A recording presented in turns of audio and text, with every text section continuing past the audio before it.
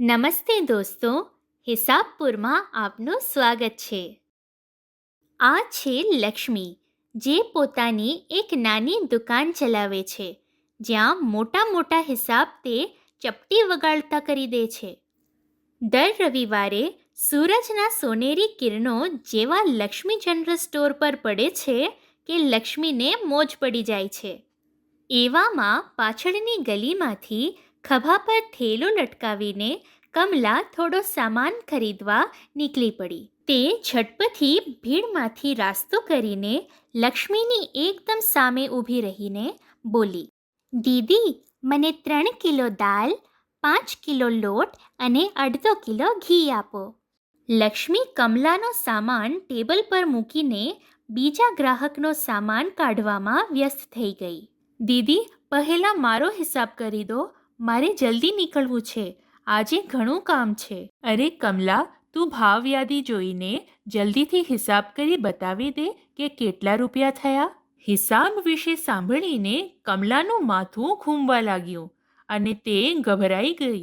દીદી, આટલો સરવાળો તો મારા હાથની વાત નથી, તમે જ બતાવી દો.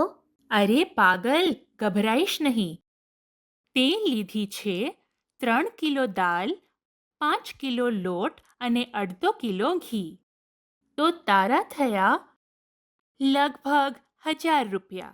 અરે ભગવાન, તું તો કેલ્ક્યુલેટર કરતાં પણ વધુ ઝડપે હિસાબ કરી શકે છે. કેવી રીતે કર્યો?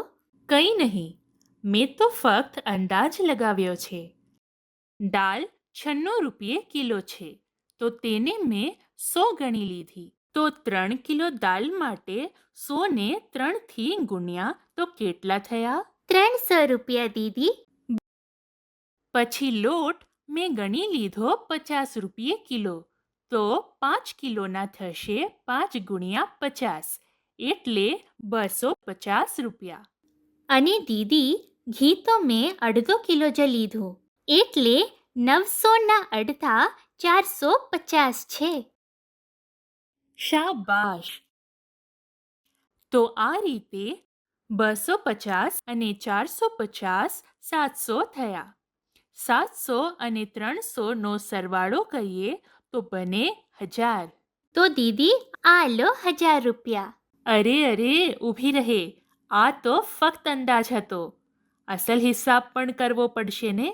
1 કિલો દાલ 96 રૂપિયાની છે, તો 3 કિલોના થયા 96 ગુણ્યા 3, એટલે 288 રૂપિયા. અરે વાહ દીદી, તમને તો 96ના ઘડિયા પણ આવડે છે. તમે તો બહુ હોશિયાર છો. હોશિયાર તો હું છું, પણ આ ગુણાકાર મેં ગઢિયા ગોખીને નહીં, પણ એક તરકીબ લગાવીને કર્યો છે. તારે તે શીખવું છે? જરૂર. 96 એટલે 90 વત્તા 6. તો પહેલાં મેં 90 અને 6 બંનેને 3થી અલગ અલગ ગુણ્યા તો આવ્યા 270 અને 18. પછી 270 અને 18નો સરવાળો કર્યો તો મળ્યા ને 288. ત્યારબાદ લોટ 52 રૂપિયે કિલો છે, તો 5 કિલોના થયા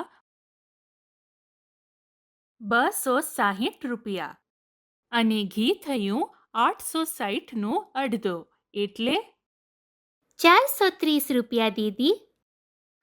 તો તારો હિસાબ થયો 288, 260 અને 430. બધું મળીને 978 રૂપિયા. રામચરણ તો બસ કોઈ ભૂલની રાહ જોઈ રહ્યો હતો, પણ અફસોસ, હિસાબ બિલકુલ બરાબર નીકળ્યો. 1000માંથી 978 કાપીએ તો વધે 22. તો આ લે તારા 22 રૂપિયા પાછા. વાહ દીદી, આજે તો તમે પૂરો હિસાબ કિતાબ મિનિટોમાં શીખવી દીધો. હું તો કહું છું કમલા, ગણિત સાથે દોસ્તી કરી લે, જિંદગી સરળ થઈ જશે.